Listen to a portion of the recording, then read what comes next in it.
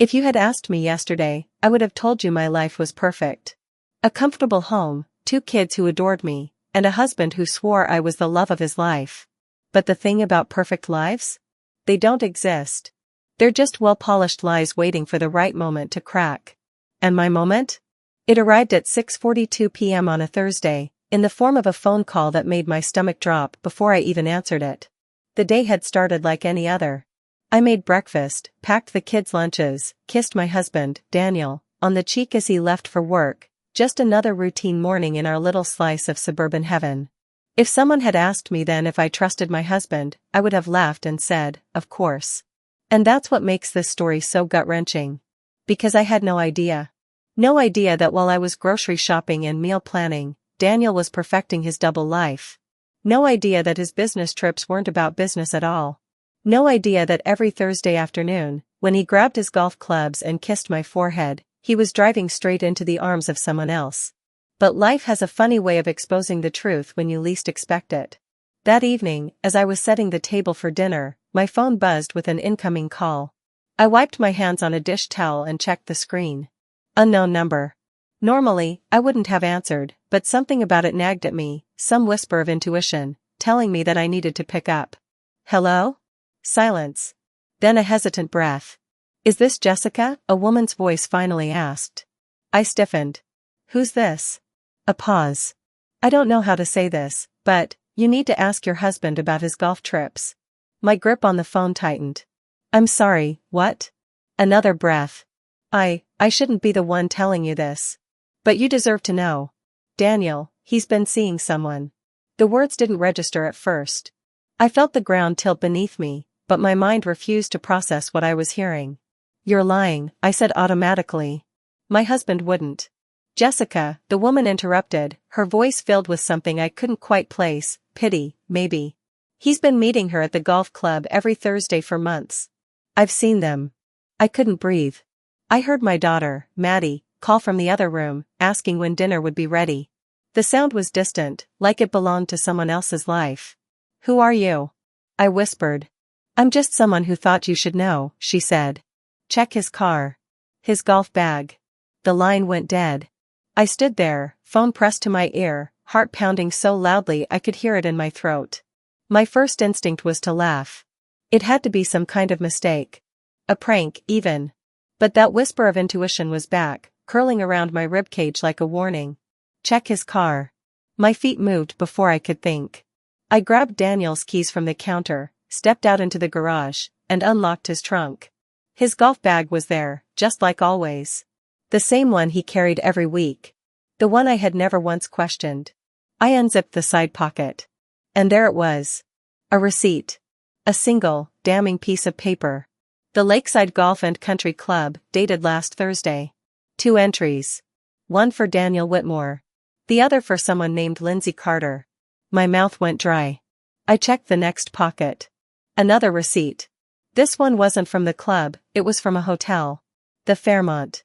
Same date. Paid in cash. A chill ran down my spine. It wasn't just golf. It was real.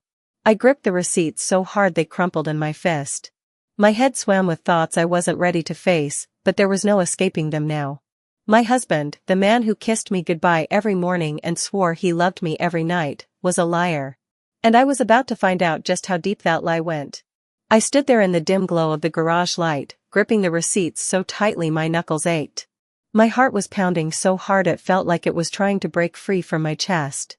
I wanted to scream, to throw something, to make this all go away. But I didn't.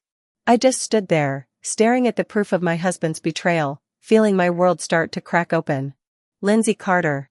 The name stared back at me from the paper like it was mocking me. Who was she? How long had this been going on? Was she just some fling, or was she something more? I forced myself to breathe. One thing at a time. I walked back inside, my fingers trembling as I set the receipts down on the kitchen counter. The smell of spaghetti sauce still simmering on the stove filled the air, and for a moment, the absurdity of it hit me. Just minutes ago, I was a wife making dinner for her family. Now, I was a woman standing at the edge of a revelation she couldn't take back. Mom? Maddie stood in the doorway, her blonde hair still damp from her after-school shower, concern etched across her 12-year-old face. You okay? I swallowed hard, forcing a smile. Yeah, honey. Everything's fine.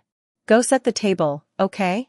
She hesitated for a second, like she didn't quite believe me, but then nodded and walked off. I watched her go, my stomach twisting. My daughter. Our daughter. The child Daniel and I had promised to always put first. How was I going to tell her? Not yet. I turned off the stove, pulled my phone from my pocket, and stared at it. My hands hovered over the keyboard. Should I call him? Confront him now? My fingers twitched, ready to dial his number. But something inside me whispered, no. Not yet. You need more. I had spent years trusting Daniel. Years believing in our marriage, our family, our life together. And now, if he had been lying to me for months, maybe longer, then I wasn't going to give him the satisfaction of an easy fight. I needed to be smart. I grabbed my laptop and sat down at the dining table, receipts spread out in front of me. If Daniel had been careless enough to leave these behind, what else had he left for me to find? I logged into our shared bank account. My pulse quickened as I scrolled through the transactions.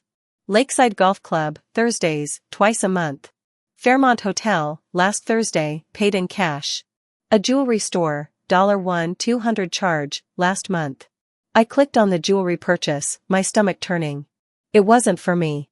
We hadn't celebrated an anniversary, a birthday, or any special occasion recently.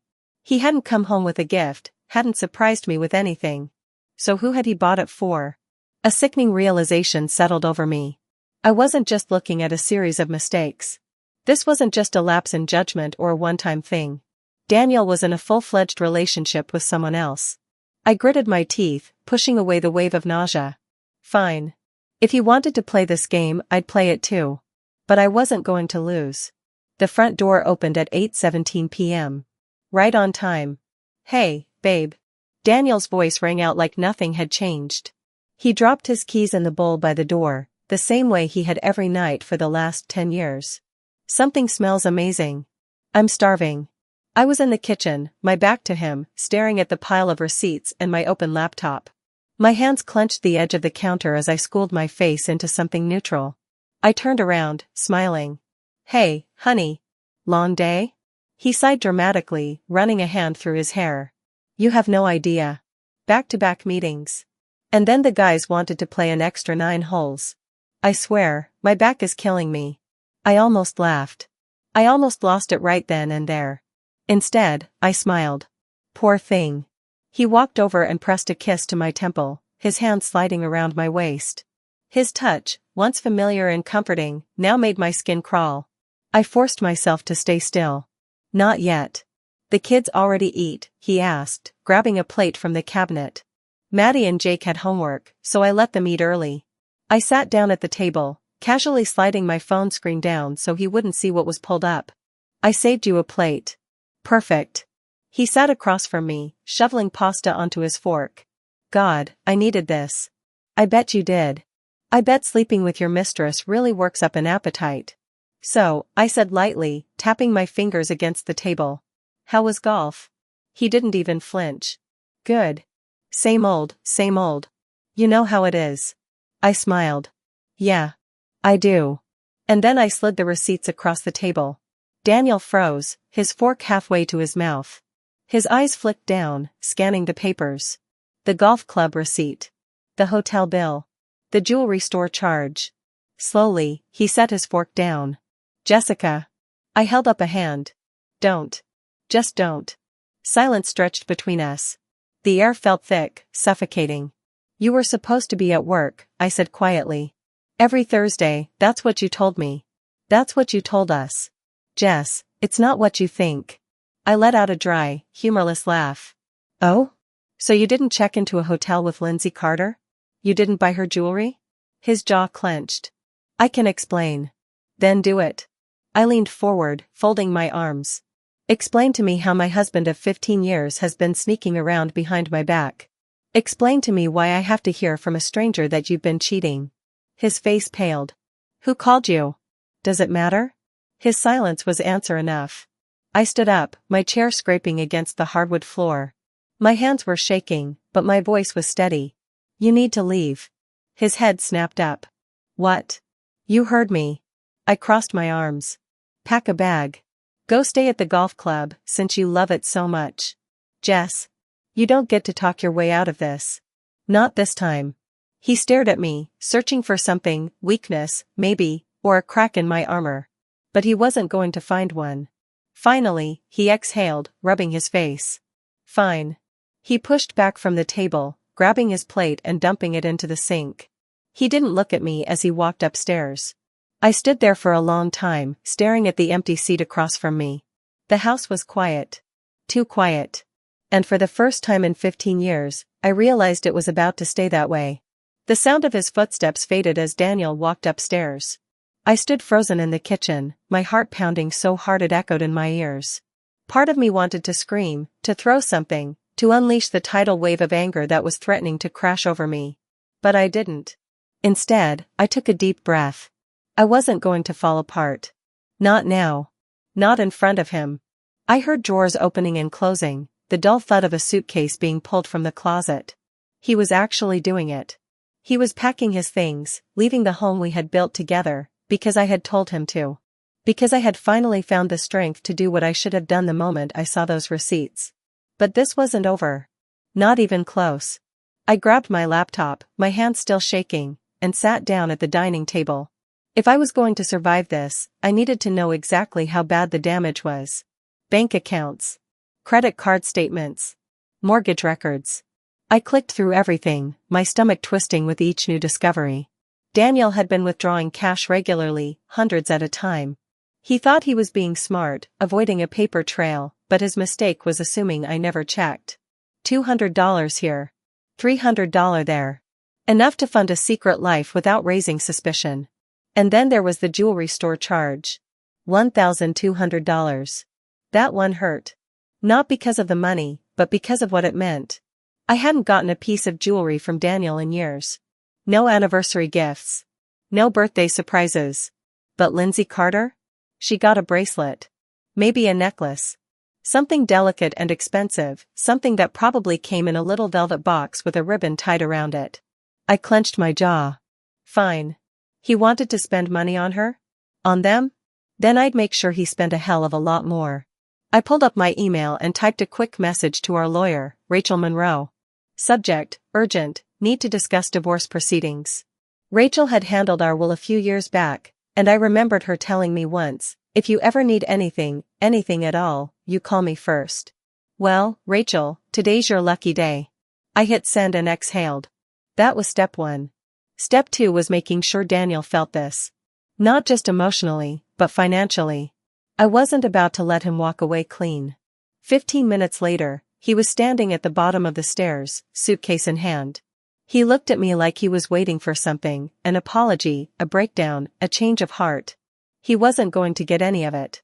You don't have to do this, Jess, he said finally, voice low. I almost laughed. I don't have to do this? You're right, I said, tilting my head. I don't. But you did. He sighed, running a hand through his hair. Can we at least talk about this? Oh, now you want to talk? I leaned against the counter, crossing my arms. When I found out through a phone call that my husband was cheating, that wasn't the right time. When I was staring at receipts from your little hotel rendezvous, that wasn't the right time. But now? When you've been caught. Now you want to talk? Jess, come on. Get out. He exhaled sharply, jaw tightening. For a moment, I thought he might argue. But he didn't. Instead, he picked up his suitcase, walked to the door, and hesitated. I didn't want it to happen like this, he murmured. I let out a hollow laugh. Yeah? How did you want it to happen, Daniel? Were you going to let me find out at your convenience? Slip it in between bites of dinner? Hey, Jess, can you pass the salt? Oh, and by the way, I've been sleeping with someone else? His face hardened. It's not that simple. It never is. Silence. Finally, he shook his head and walked out the door. I watched through the window as he loaded his suitcase into the trunk, climbed into the car, and drove away. And just like that, he was gone. I stood there, hands gripping the edge of the counter, waiting for the wave of emotions to hit. The grief. The panic. The despair. But they didn't come. Not yet. Instead, I felt something else. Something cold. Something determined. This wasn't the end of my life. This was just the beginning. And Daniel? He had no idea what was coming next. The house was silent. Not the peaceful kind of silence, the kind where the kids are finally asleep and the weight of the day settles comfortably into the walls. No, this was the kind of silence that comes after destruction. The eerie, hollow quiet that makes you wonder if the walls themselves are holding their breath, waiting for the next impact. I stared at the front door for a long time after Daniel left. Part of me expected him to come back, to knock and say something ridiculous like let's talk or this was all a misunderstanding. But he didn't. He was gone. And I was still standing. The kids were upstairs, tucked away in their rooms, blissfully unaware that their father had just packed a suitcase and walked out on us. That was tomorrow's problem. Tonight, I had work to do. I poured myself a glass of wine, sat back down at the dining table, and reopened my laptop. If I had learned one thing from years of managing a household, it was this: information is power. And I was about to become the most powerful woman in this divorce. First, I checked our joint savings. Balance, $8,421.67. Not terrible, but not enough for what I needed. Next, the credit cards. That's where I found something interesting. There was a $3,500 charge last month at a resort. I clicked on the details, my jaw clenching. Beachside villa, 2 guests, all-inclusive couples package. I exhaled slowly through my nose. While I was home meal prepping for our kids and making dentist appointments, Daniel was sipping cocktails in a luxury villa with his mistress. Nice. I took a sip of wine, rolled my shoulders back, and did what any sane, betrayed woman would do. I transferred every single cent of the savings account into my personal checking.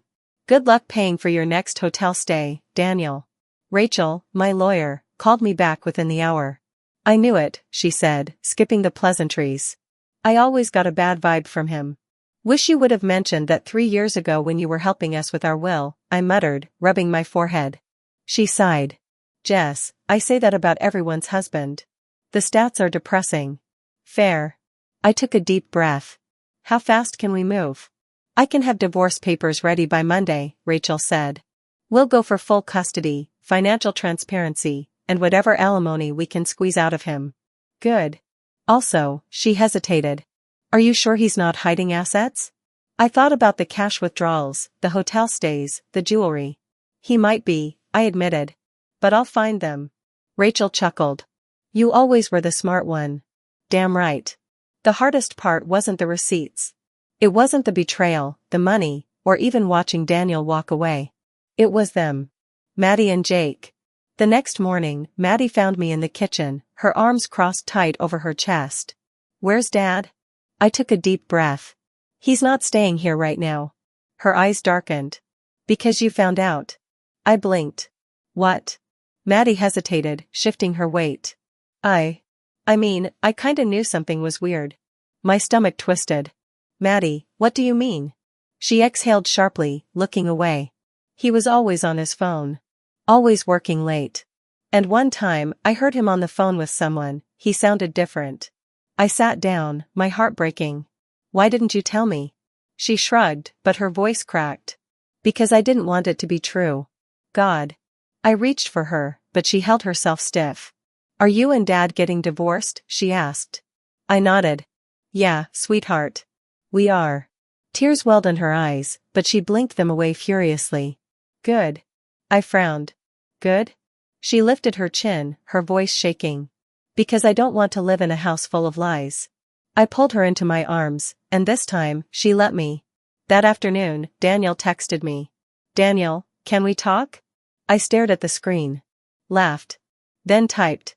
Me, talk to your lawyer. I blocked his number.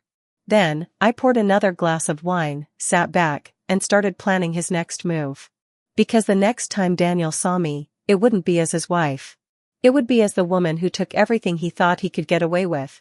And I was just getting started. Daniel always thought he was the smartest person in the room. I used to admire that about him, how he could smooth talk his way through any problem, how he always seemed to have the answers. But now, I realized something. He wasn't smart. He was careless. Smart men don't leave receipts in their golf bags. Smart men don't underestimate the woman they betrayed. And smart men don't try to negotiate after they've been caught. Too bad for Daniel. His first mistake? Thinking I'd play fair. The next morning, I woke up to a very predictable email from him. Subject: can we be civil about this? Oh, the irony. I took a sip of my coffee before opening it. Jess, I know you're upset, but let's not make this harder than it has to be. I want to do right by the kids, and I don't want us to fight. I was hoping we could sit down and work things out before lawyers get involved. Before lawyers get involved? I smirked, then casually forwarded his email to Rachel, my divorce attorney. Subject: too late. Smiling face with smiling eyes. His second mistake? Underestimating the kids. That afternoon, Maddie asked if we could go to the park. She never asked to go to the park anymore, not since she turned 12 and decided she was too cool for swings. But I said yes. Halfway through our walk, she kicked at the pavement and muttered, "So. Dad texted me." I inhaled sharply. Oh? She pulled out her phone and handed it to me. Dad, hey, sweetheart. I miss you. Hope you're okay. Maddie, then why did you cheat on Mom? I choked on my iced coffee. Jesus, Maddie, I whispered. She shrugged. I just wanted to see what he'd say. Daniel's response had been silence. And honestly, that was all she needed to know. His third mistake? Forgetting who handles the bills. I had spent years managing our finances. The mortgage, the utilities, the credit cards. He might have earned the bigger paycheck, but I was the one who kept the lights on. And now? That knowledge was mine to wield. Rachel had already started filing for divorce, but I wasn't just going to wait for the process to play out. No, I was going to make things very uncomfortable for Daniel in the meantime. Step 1? Freezing our joint credit cards. Step 2? Locking him out of our online banking. Step 3? Calling our accountant and pulling every financial statement from the last 5 years. If Daniel thought he could walk away without consequences, he was sorely mistaken. His fourth mistake? Thinking his girlfriend was on his side. On Friday, Rachel called with an update. "You're going to love this," she said, amusement lacing her voice. "Oh, please tell me he's already suffering," I said, leaning back in my chair. She chuckled. "Not exactly, but it looks like Lindsay Carter just hired her own lawyer." I sat up straight. "I'm sorry, what?" "Turns out, your dear husband never told her he didn't actually have money." I burst out laughing.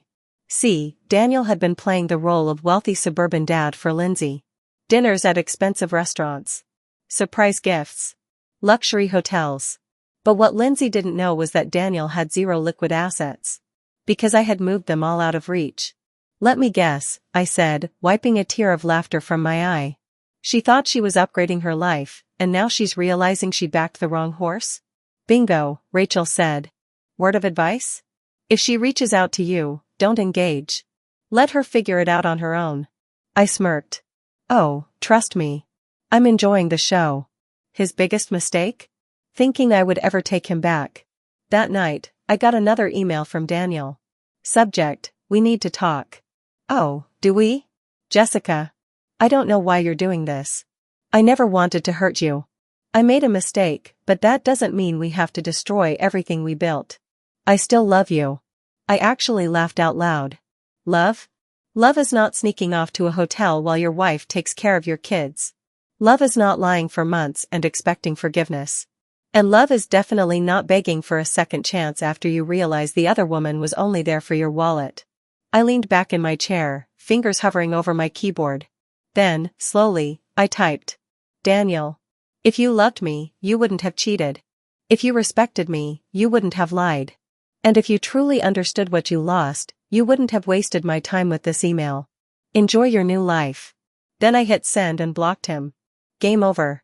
By Saturday morning, the dust had settled. Or at least, Daniel thought it had. I woke up, stretched, and for the first time in years, I felt free. Lighter. Like I wasn't carrying the weight of 1,000 little disappointments on my back. And then my phone dinged. I glanced at the screen. Unknown number. Jessica, we need to talk.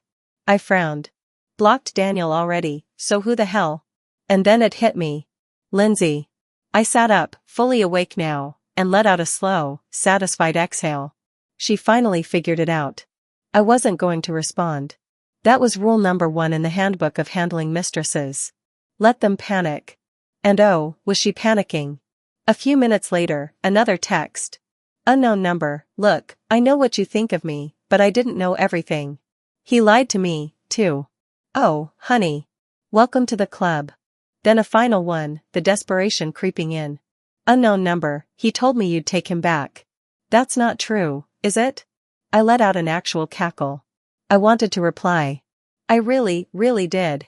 Something like, sweetheart, the only thing I'm taking back from Daniel is every last cent of what he owes me.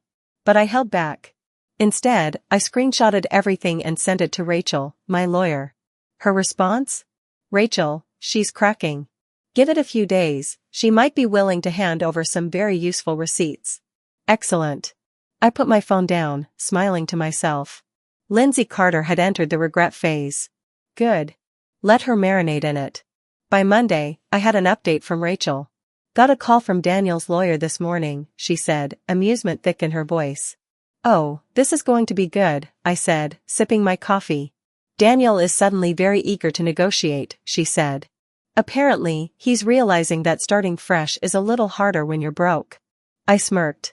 What's his offer? She laughed. Oh, you'll love this, he wants to split everything fairly. I nearly choked on my coffee. Fairly?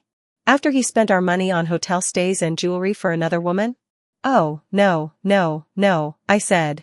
We are taking him for everything. Rachel chuckled. That's what I thought you'd say. Don't worry, we'll keep the pressure on. He doesn't have the money for a long legal battle. Which meant he'd fold. It was just a matter of time. By Wednesday, the text started again. Unknown number, Jessica, please. I just need to know if you're taking him back. This time I replied. No. That's it. Nothing more. And 10 minutes later? I got another message. Unknown number, he's been paying my rent. I sat up straight. Ding. Another message. Unknown number, he promised he'd leave you and we'd start fresh. That's why I waited. That's why I didn't ask questions. But now he's saying he's broke, that you took everything, and I don't know what to do. Oh, honey. Lindsay was officially spiraling. And then, the golden ticket. Unknown number, if I send you something, will you promise not to tell him? Bingo. Lindsay sent everything. Hotel receipts. Texts. Bank transfers. And the crown jewel? An email. From Daniel. Sent months ago. Subject, I'm leaving her soon. I just need to move some things around first. And then, the line that sealed his fate. She won't suspect anything. I've been careful with the money. Careful with the money. Careful. With the money. I forwarded it to Rachel immediately. Her response? Rachel, oh, he's F*** edition asterisk. Yes. Yes, he was. By Friday, Rachel filed for full custody of our kids and a massive financial settlement. Daniel called twice that day. I ignored both. Then came the desperate email. Subject, please, Jess. I made mistakes, but we don't have to do this like this. The kids need their father. I need to be in their lives. Please let's talk before this gets worse. Worse? Oh, Daniel. You haven't even begun to see worse. I clicked reply. Daniel. You didn't think about the kids when you cheated. You didn't think about them when you lied. You didn't think about them when you spent our savings on someone else. So no, we don't need to talk. My lawyer will be in touch. Good luck. And then? I sent it. And blocked him. For the second time in 2 weeks, Daniel was out of my life. But this time? It was permanent. By the time Friday night rolled around, Daniel had officially lost control of the narrative. He had spent months, maybe even years, weaving a carefully crafted web of lies, convincing Lindsay that he had money, convincing me that he had loyalty, convincing himself that he could get away with everything. And now? The entire web was on fire. On Saturday morning, Lindsay texted me again. Unknown number, I just found out he still had a joint bank account with you. He told me you were separated, that you never checked your finances. I smirked. Oh, sweetheart. Me, I checked everything. That's why he's broke now. Unknown number, you took all the money? I took a sip of coffee, enjoying the mental image of her sitting in her little apartment, realizing she had backed the wrong horse. Me, I took what I was owed. You were just borrowing it. She didn't respond right away. But when she finally did, the message was glorious. Unknown number, he just asked to stay with me. I told him no. And just like that, Lindsay Carter officially bailed. I didn't even need to destroy her. She did it herself. By Monday morning, Rachel, my lawyer, had a present for me. Jessica, she said, you are going to love this. She forwarded me an email thread, one that Daniel had no idea I'd get my hands on. It was between Daniel and his lawyer. And let's just say, he was panicking. Daniel, I didn't realize I was financially vulnerable. She wasn't supposed to have access to certain funds. Lawyer, unfortunately, since she was listed on the accounts, she had every legal right to move the money. Daniel, can we argue that she was emotionally reactive and should return a portion of the funds? Lawyer, that would be difficult, considering there's documentation of your infidelity and misuse of marital assets. Daniel, I can't afford a drawn-out legal battle. What are my options? I leaned back in my chair and grinned. He was done. Finished. Checkmate. By Tuesday, Daniel showed up at the house. Unannounced. I was on the couch, watching TV with Maddie and Jake, when I heard the doorbell. I peeked through the window. Daniel. I took a deep breath and opened the door, just a crack. What do you want? I said, my voice flat. He looked like hell. Unshaven. The same shirt from 3 days ago. Bags under his eyes. Jess, he said, please. Just, let's talk. I stepped outside and pulled the door shut behind me. No, I said. We're done talking. His jaw clenched. You took everything. I raised an eyebrow. I took everything? Or did you give it all away the moment you decided to cheat? His nostrils flared. Jessica, No, I interrupted. I don't care. I don't care what excuse you have, what reasoning you've convinced yourself of. You made your choices. And now, you get to live with them. His face crumpled. For the first time since this entire disaster began, he looked defeated. I lost everything, he whispered. I crossed my arms. Yeah. You did. And then, because I wanted to end this conversation on my terms, I delivered the final blow. You lost me, you lost the kids, and now Lindsay doesn't even want you. His head snapped up. She told me herself, I said, shrugging. Apparently, she didn't sign up for the broke, divorced guy lifestyle. Silence. Pure, unfiltered silence. Then, for the first time in his life, Daniel had nothing to say. I turned the doorknob, stepped back inside, and said the last words I'd ever say to him. Goodbye, Daniel. And I closed the door. By Friday, he signed the divorce agreement. By the next month, I had full custody. And by the end of the year, I was happier than I had been in years. Because while Daniel spent his days bouncing between crappy apartments and failed attempts to rebuild his life, I was doing something better. I was thriving. And when people asked what happened, I just smiled and said, oh, you know. He thought he could cheat and get away with it. Then I'd sip my wine and add. Turns out, he was wrong. Thank you for watching. If this story touched your heart, don't forget to hit that like button and subscribe to the channel for more inspiring stories. Share this video with your loved ones, it might brighten their day or give them a new perspective. And before you go, check out the video on your screen. It's another heartfelt story you won't want to miss.